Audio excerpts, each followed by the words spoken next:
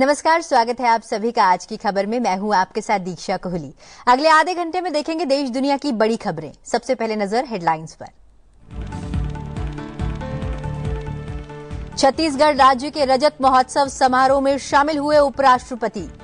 राजनांदगांव में लखपति दीदी सम्मेलन में कहा, चुनौतियों को अवसरों में बदल रही महिलाएं। नवा रायपुर में वायुसेना की सूर्य किरण एरोबेटिक टीम के साथ एयर शो का किया अवलोकन।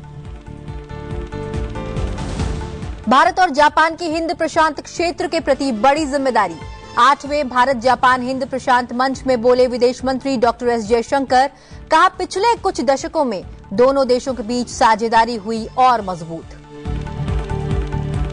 भारत न्यूजीलैंड व्यापार फोरम में न्यूजीलैंड के अपने समकक्ष से मिले वाणिज्य और उद्योग मंत्री पीयूष गोयल।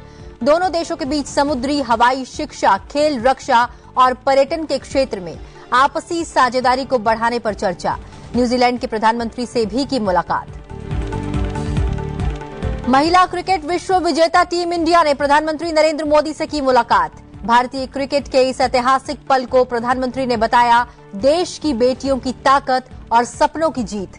खिलाड़ियों ने साझा किए विचार। गुरु नानक जयंती पर देश भर में प्रकाश पर्व की रौनक। गुरुद्वारों में लंगर और कीर्तन का दौर जारी। राष्ट्रपति, उपराष्ट्रपति, प्रधानमंत्री और लोकसभा अध्यक्ष ने दी सभी को बधाई।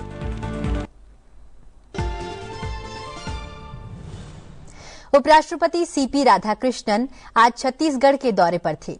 वे छत्तीसगढ़ राज्य के गठन की 25वीं वर्षगांठ के मौके पर आयोजित रजत महोत्सव समारोह में शामिल हुए। इसके अलावा वे नया रायपुर और राजनांदगांव में विभिन्न कार्यक्रमों में भी शामिल हुए। उपराष्ट्रपति सीपी राधाकृष्णन को आज छत्तीसगढ़ के राजभवन में गार्ड ऑफ ऑनर दिया गया। उपराष्ट्रपति ने परेड की सलामी ली और परेड का निरीक्षण किया।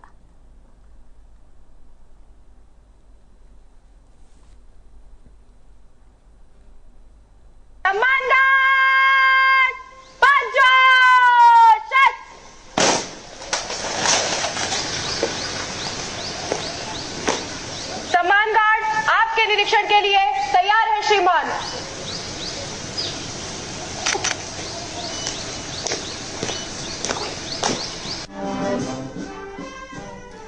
उपराष्ट्रपति सीपी राधाकृष्णन ने आज छत्तीसगढ़ के राजभवन में भारत रत्न डॉक्टर भूपेन हजारिका की पुण्यतिथि पर उन्हें पुष्पांजलि अर्पित की, जिन्होंने अपनी भावपूर्ण वाणी से लोगों के दिलों को जोड़ा। राज्यपाल रमेन डेका और मुख्यमंत्री विष्णुदेव साय ने भी आधुनिक असम के सांस्कृतिक क्षेत्र में महत्वपूर्ण योगदान देने वाले डॉक्टर भूपेन हजारिका को श्रद्धांजलि अर्पित की। छत्तीसगढ़ रजत महोत्सव समारोह के तहत राज्य के गठन की 25वीं वर्षगांठ का जश्न मनाया जा रहा है। उपराष्ट्रपति सीपी राधाकृष्णन ने आज छत्तीसगढ़ के नवा रायपुर में वायुसेना की प्रसिद्ध सूर्य किरण एरोबेटिक टीम के शानदार एयर शो का जनता के साथ अवलोकन किया। इस मौके पर आसमान में वीर जवानों का अद्भुत शौर्य, साहस और पराक्रम दिखा। हजारों दर्शक इस ऐतिहासिक क्षण के गवाह बने।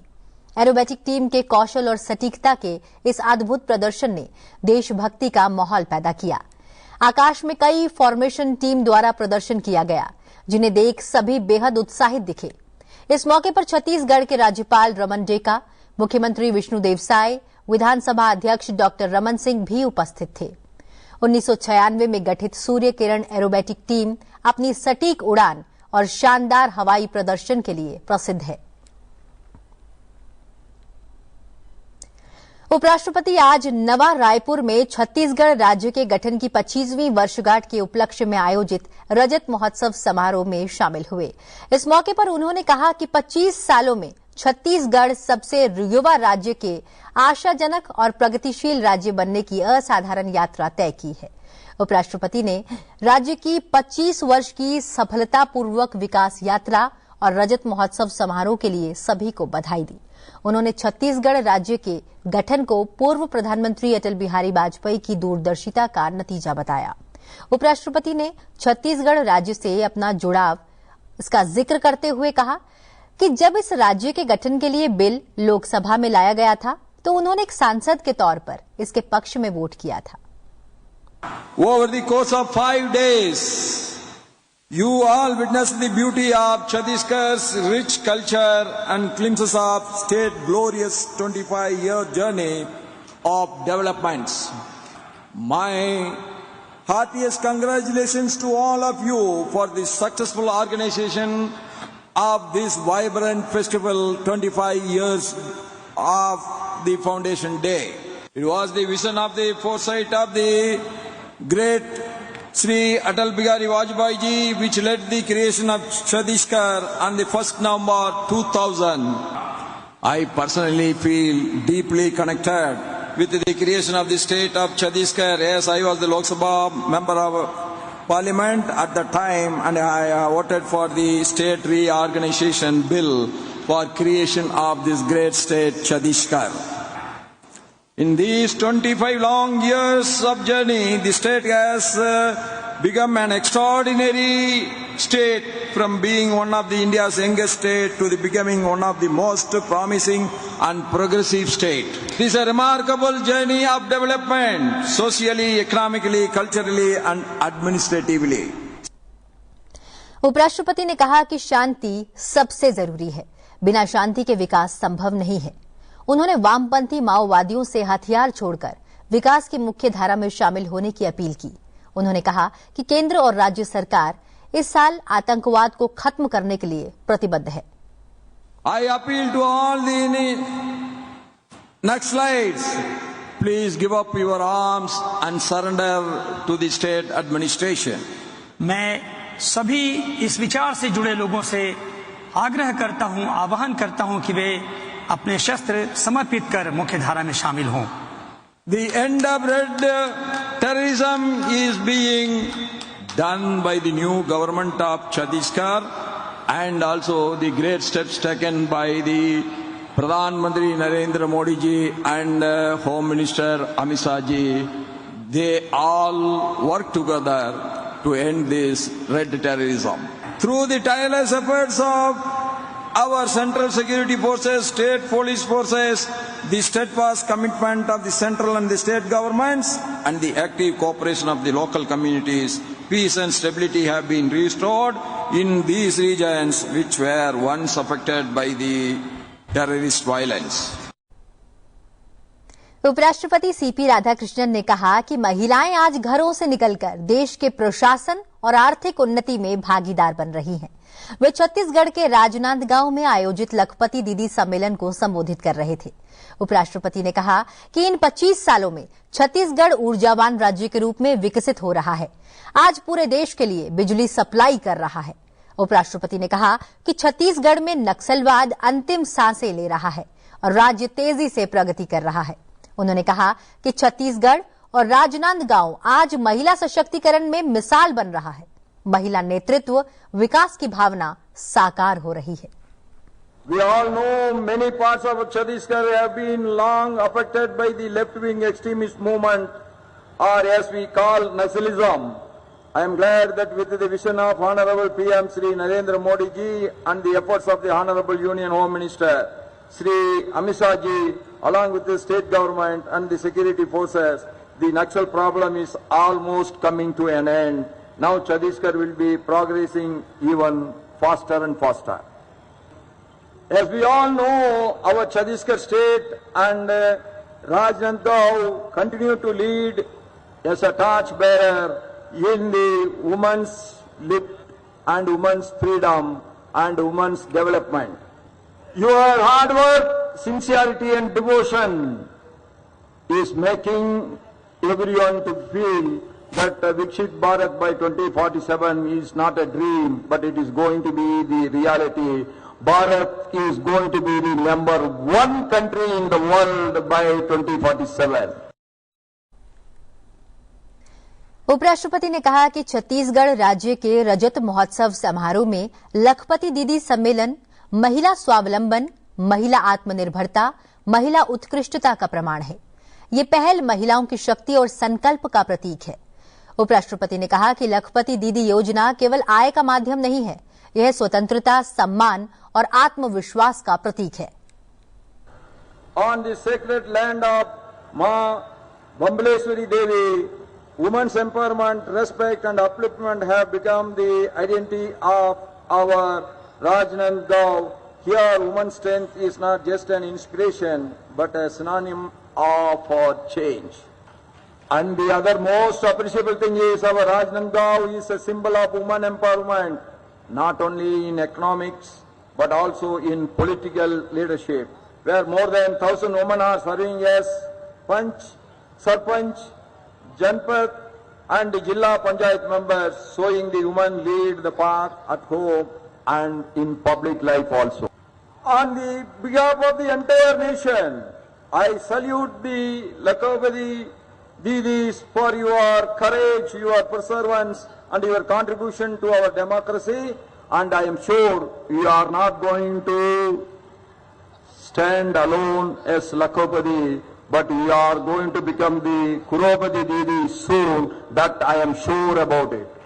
This is very clearly indicating that our mothers and sisters are simply not household wife alone, but they are the leaders to lead in administration, they are the leaders to lead in economical development, and they are the leaders who are going to create the future leaders for this country and the state. उपराष्ट्रपति CP Radhakrishnan ने राजनांदगांव में उदयाचल multi speciality आई care institute का उद्घाटन किया। इस charitable संस्थान में आंखों की संपूर्ण जांच और रेटिना उपचार उपलब्ध होगा। उपराष्ट्रपति ने उम्मीद जताई, इससे राजनांदगांव और उससे आसपास के जिलों में स्वास्थ्य सुविधाओं का विस्तार होगा और छत्तीसगढ़ मोतियाबिंद से मुक्त होगा। उन्होंने कहा कि प्रधानमंत्री नरेंद्र मोदी की अगुवाई में देश भर में स्वास्थ्य सेवाओं का लगातार विकास हो रहा है और मोतियाबिंद मुक्त भारत की ओर बढ़ रहा है। The water facility in every village is improving every day, and healthcare is improving every day, everywhere. Today also, I had the pleasure of inaugurating the new 5-story hospital building of the Utyachal Society, Utyachal Health and Research Institute, and I am sure for the people of Rajnandgaon and the adjoining districts, this new hospital will further take them on the path of better health care. The vision will improve for every old people. I was told that there are so many cataracts have been get operated for the poor of the society. Under the visionary leadership of our great leader, Pradhan Mantri Sri Narendra Modi ji and Sri J.P. Nadda ji, our Honorable Union Minister of Health and Family Welfare, India has already made remarkable strides towards the goal of cataract-free Bharat. 130 lakh cataract surgeries have been performed, 19.57 lakh free spectacles distributed to the elderly people, and 94,000 corneas have been collected, a testament to India's collective effort and unwavering commitment to restoring the vision and strengthening the preventive eye care. Electronics और सूचना प्रौद्योगिकी मंत्रालय ने आज India AI mission के तहत Bharat AI governance दिशा निर्देश जारी किए, जो सभी क्षेत्रों में सुरक्षित, समावेशी और जिम्मेदारीपूर्ण एआई अपनाने को सुनिश्चित करने के लिए एक व्यापक ढांचा है।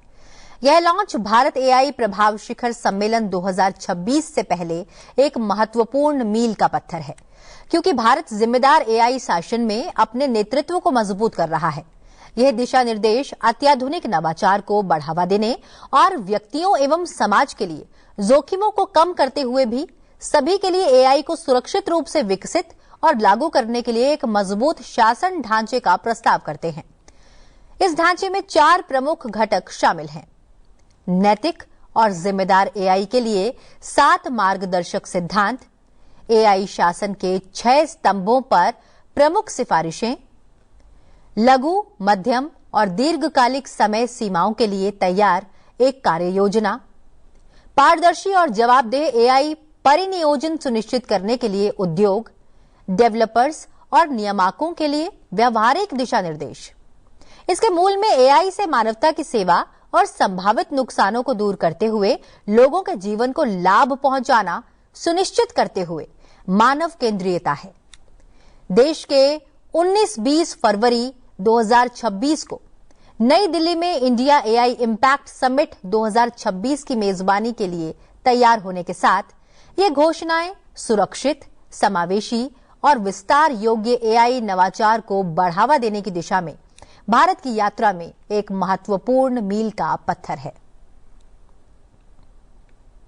विदेश मंत्री डॉक्टर एस जयशंकर ने कहा है कि भारत जापान के बीच साझेदारी हिंद प्रशांत क्षेत्र में रणनीतिक स्थिरता को बढ़ाने में योगदान देती है। 8वें भारत जापान हिंद प्रशांत फोरम में अपने संबोधन के दौरान विदेश मंत्री ने भारत और जापान के संबंधों का जिक्र किया। उन्होंने कहा कि पिछले दशकों में भारत और जापान के बीच के संबंध और भी गहरे हुए हैं। विदेश मंत्री ने कहा कि पिछले कुछ दशकों में दोनों देशों के बीच साझेदारी और मजबूत हुई है। ये पहले से कहीं अधिक महत्वपूर्ण हो गई है।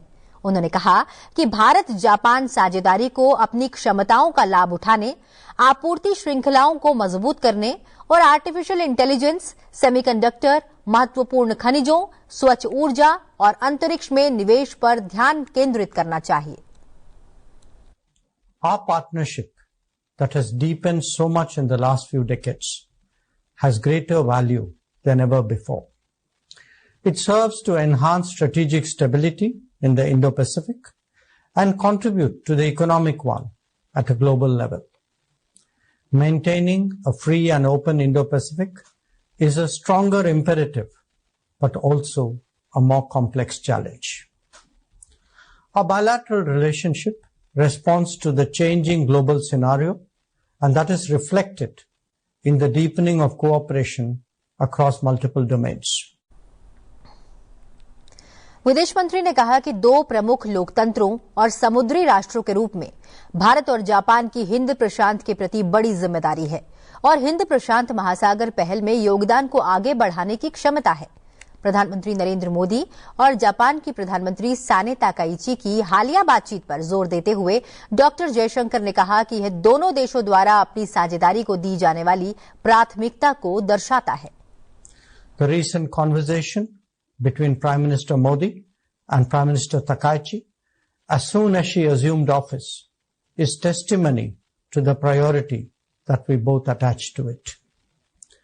The visit of Prime Minister Modi to Japan in August significantly laid out the joint vision for the next decade. Its 8 priority pillars and the investment target of 10 trillion yen over the next 10 years are useful metrics to assess our ambition. Bharat और New Zealand ने एक बार फिर अपने आर्थिक और व्यापारिक संबंधों को मजबूत करने का संकल्प दोहराया है। केंद्रीय वाणिज्य और उद्योग मंत्री पीयूष गोयल ने कहा कि दोनों देशों की साझेदारी आपसी सम्मान, यथार्थवादी अपेक्षाओं और दीर्घकालिक विकास दृष्टि पर आधारित होनी चाहिए। वाणिज्य और उद्योग मंत्री पीयूष गोयल ने न्यूजीलैंड के प्रधानमंत्री और अपने समकक्ष टोड मेकले से ऑकलैंड में मुलाकात की। इस मौके पर उन्होंने प्रधानमंत्री नरेंद्र मोदी और प्रधानमंत्री क्रिस्टोफर लक्सन के जरिए व्यवसायों की समृद्धि के लिए पारस्परिक रूप से लाभकारी व्यापार समझौते पर बातचीत करने के लिए दिए जा रहे दिशा निर्देशों के लिए आभार जताया। केंद्रीय मंत्री पीयूष गोयल ने कहा कि दोनों देशों का मूल सिद्धांत ऐसे है कि अगर हम अपने आपसी संबंधों को बढ़ाते हैं तो यह दोनों देशों के लिए फायदेमंद है। It's awesome to be here with our good mate, Minister Goyal. I want to say thank you, mate, for coming down. Thank you. And making all the way to come this way is just so special for us. So we're so grateful for you and everything that you do for India, but also for India-New Zealand relationships. So thank you so much for that. Thank you. वाणिज्य और उद्योग मंत्री पीयूष गोयल ने Bharat New Zealand व्यापार forum को भी संबोधित किया। इस दौरान दोनों देशों के बीच समुद्री, हवाई, शिक्षा, खेल, रक्षा और पर्यटन के क्षेत्र में आपसी साझेदारी को बढ़ाने पर चर्चा की।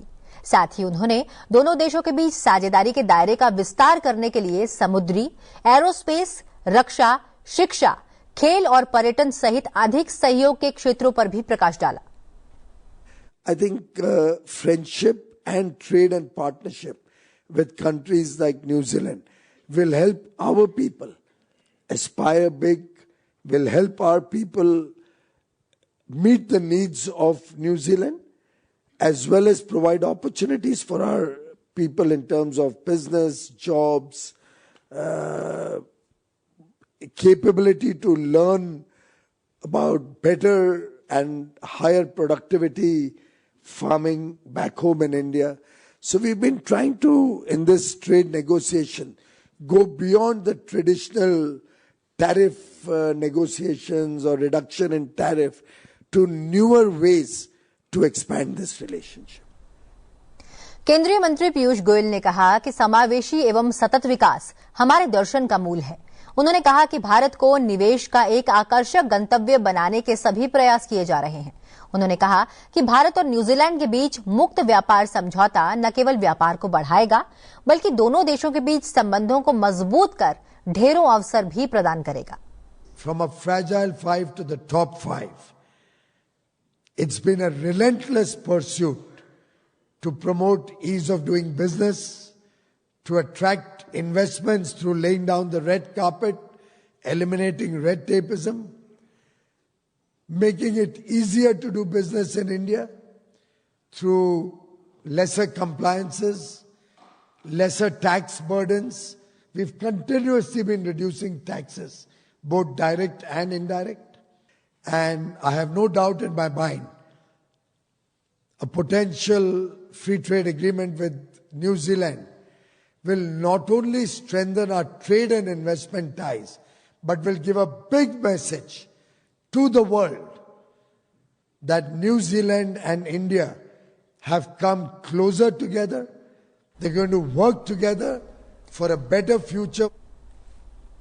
केंद्रीय मंत्री पीयूष गोयल और न्यूजीलैंड के प्रधानमंत्री क्रिस्टोफर लक्सन ने ऑकलैंड में एक दूसरे को गले लगाकर रिश्तों की गर्मजोशी दिखाई। इस दौरान देशों के रिश्तों में गर्माहट भी देखने को मिली। न्यूजीलैंड के प्रधानमंत्री और व्यापार मंत्री टॉड मैकले के साथ महात्मा गांधी जी को श्रद्धांजलि भी अर्पित की गई। और अब एक नजर देश और दुनिया के कुछ और बड़े अपडेट्स पर। लोकसभा अध्यक्ष ओम बिरला ने आज संविधान सदन के केंद्रीय कक्ष में महान स्वतंत्रता सेनानी, प्रखर राष्ट्रवादी नेता और विलक्षण विधिवेता देशबंधु चितरंजन दास की जयंती पर उन्हें पुष्पांजलि अर्पित की। वाणिज्य एवं उद्योग राज्य मंत्री जितिन प्रसाद ने आज रोमानिया के ब्रासोव में आयोजित भारत रोमानिया बिजनेस फोरम में भारतीय व्यापार प्रतिनिधि मंडल का नेतृत्व किया। उन्होंने भारत की सबसे तेजी से बढ़ती प्रमुख अर्थव्यवस्थाओं में से एक के रूप में स्थिति पर बातचीत की और रोमानियाई उद्यमों को मेक इन इंडिया और पीएलआई योजनाओं के तहत भारत के गतिशील विनिर्माण और नवाचार पारिस्थितिकी तंत्र में भाग लेने के लिए आमंत्रित किया। केंद्रीय विज्ञान एवं प्रौद्योगिकी राज्य मंत्री डॉक्टर जितेंद्र सिंह ने आज औपचारिक रूप से राष्ट्रव्यापी डिजिटल जीवन प्रमाण पत्र अभियान 4.0 का शुभारंभ किया, जो पेंशन भोगियों के लिए जीवन प्रमाणीकरण को सरल बनाने के लिए सरकार के चल रहे अभियान में से एक महत्वपूर्ण कदम है। भारतीय नौसेना अपनी जल सर्वेक्षण क्षमताओं को और सशक्त करने की दिशा में एक महत्वपूर्ण कदम उठाने जा रही है। सर्वेक्षण पोत श्रेणी के तीसरे और दक्षिणी नौसेना कमांड में शामिल होने वाले पहले पोत इक्षक का जलावतरण 6 नवंबर को कोची के नौसेना बेस में एक समारोह में किया जाएगा। इस अवसर पर नौसेना प्रमुख एडमिरल दिनेश के त्रिपाठी मुख्य अतिथि के रूप में उपस्थित रहेंगे। व्हाइट हाउस की प्रेस सचिव कैरोलिन लेविट ने कहा कि अमेरिकी राष्ट्रपति भारत अमेरिका संबंधों को लेकर बेहद गंभीर हैं। उन्होंने दिवाली के मौके पर भारतीय प्रधानमंत्री से सीधे बातचीत की। प्रधानमंत्री और उनकी व्यापार टीम भारत के साथ लगातार गंभीर चर्चा कर रहे हैं। वर्ल्ड कप में शानदार प्रदर्शन के चलते महिला वनडे बल्लेबाजी रैंकिंग में स्मृति मंधाना ने दूसरा और जेमिमा रोड्रिग्स ने 10वां स्थान हासिल किया है। दीप्ति शर्मा ने महिला वनडे गेंदबाजी रैंकिंग में 5वां और ऑलराउंडर श्रेणी में 4था स्थान हासिल किया है।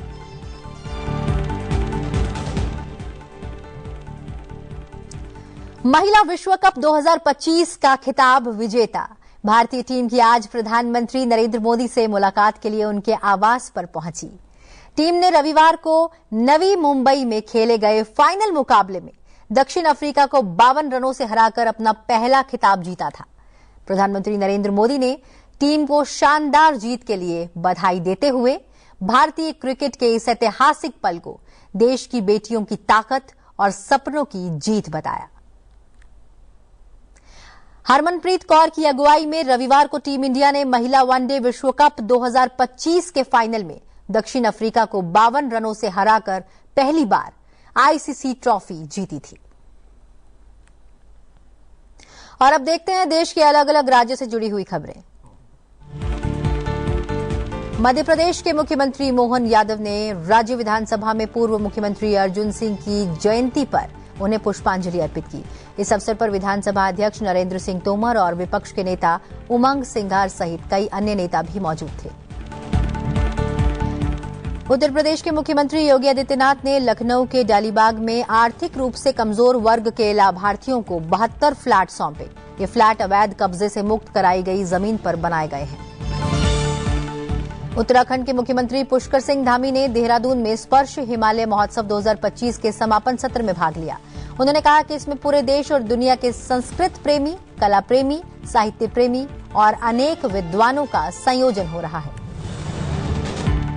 बिहार में कल पहले चरण का मतदान होने जा रहा है। इसकी सभी तैयारियां पूरी कर ली गई हैं। विधानसभा चुनाव के पहले चरण के लिए कल 18 जिलों की 121 सीटों पर मतदान होगा।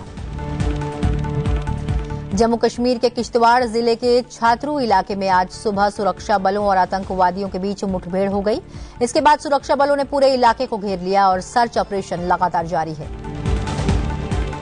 राजधानी दिल्ली आज भी घने धुंध की परत में लिपटी रही। कई इलाकों में हवा की गुणवत्ता बहुत खराब श्रेणी में रही। हालात को देखते हुए कई इलाकों में एंटी स्मॉग गन का इस्तेमाल किया जा रहा है। जम्मू कश्मीर के बारामूला जिले में स्थित विंटर रिजॉर्ट और पर्यटन स्थल गुलमर्ग में हिमपात के बाद पूरा इलाका बर्फ की चादर से ढक गया। ताजा बर्फबारी के बाद सैलानियों की संख्या में बढ़ोतरी हुई है। कार्तिक पूर्णिमा के अवसर पर अयोध्या में लाखों श्रद्धालुओं ने सरयू नदी में डुबकी लगाई।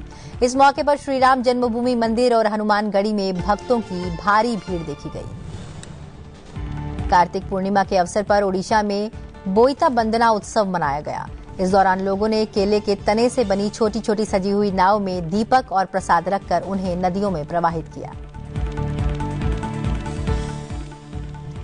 गुरु नानक देव जी की आज 556वीं जयंती है। गुरु पर्व से नाम से चर्चित गुरु नानक जयंती आज पूरे देश में मनाई जा रही है। गुरु नानक देव जी सिख धर्म के 10 गुरुओं में पहले गुरु होने के साथ ही सिख धर्म के संस्थापक भी थे। कार्तिक पूर्णिमा पर प्रत्येक वर्ष गुरु पर्व मनाया जाता है। यह सिख धर्म के सबसे पावन त्योहारों में से एक है। श्रद्धालु इस पर्व को देश और विदेशों में पूरे उत्साह के साथ प्रकाश पर्व के रूप में मनाते हैं। गुरु नानक जयंती के अवसर पर राष्ट्रपति द्रौपदी मुर्मू, उपराष्ट्रपति सीपी राधाकृष्णन, प्रधानमंत्री नरेंद्र मोदी और लोकसभा अध्यक्ष ओम बिरला समेत कई केंद्रीय मंत्री और गणमान्य हस्तियों ने देशवासियों को शुभकामनाएं दी हैं। गुरु नानक जी का संदेश सत्य, न्याय और सहानुभूति पर आधारित जीवन जीने की शिक्षा देता है। उनकी शिक्षा सफलता का वास्तविक मानक भी है। गुरु नानक देव जी की शिक्षा सभी को ईमानदारी के साथ जीने और संसाधनों को दूसरों के साथ साझा करने के लिए भी प्रेरित करती है। प्रधानमंत्री ने कामना की है कि भारतीय संस्कृति और आध्यात्म से जुड़ा यह दिव्य अवसर सभी के जीवन में सुख, शांति, स्वास्थ्य एवं समृद्धि लाए।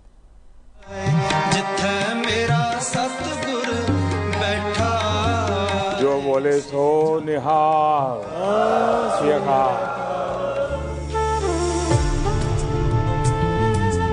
गुरु नानक देव जी सिखों के पहले गुरु ही नहीं बल्कि वो जगत गुरु है। उन्होंने पूरी मानवता के कल्याण के बारे सोचा। उन्होंने सभी जातियों को एक समान बताया। महिला सशक्तिकरण पूरी दुनिया में गुरु नानक देव जी का प्रभाव स्पष्ट रूप से दिखाई देता है। वैंकूवर से वेलिंगटन तक, सिंगापुर से साउथ अफ्रीका तक उनके संदेश हर तरफ सुनाई देते हैं। हमारे सभी 10 गुरुओं ने राष्ट्र को सबसे ऊपर रखकर भारत को एक सूत्र में पिरोया था। गुरु नानक देव जी ने पूरे राष्ट्र की चेतना को जगाया था। पूरे राष्ट्र को अंधकार से निकालकर प्रकाश की राह दिखाई। वाहेगुरु जी का खालसा, वाहेगुरु जी की फतह। संसद टीवी की ओर से भी आप सभी दर्शकों को प्रकाश पर्व की हार्दिक शुभकामनाएं। फिलहाल आज की खबर में बस इतना ही। चलते चलते आपको छोड़े जाते हैं कार्तिक पूर्णिमा के अवसर पर अंतर्राष्ट्रीय रेत कलाकार मानस कुमार साहू द्वारा बनाए गए एक रेत एनिमेशन वीडियो के साथ। आप देखते रहिए सनसेट टीवी और मुझे दीजिए इजाजत। नमस्कार।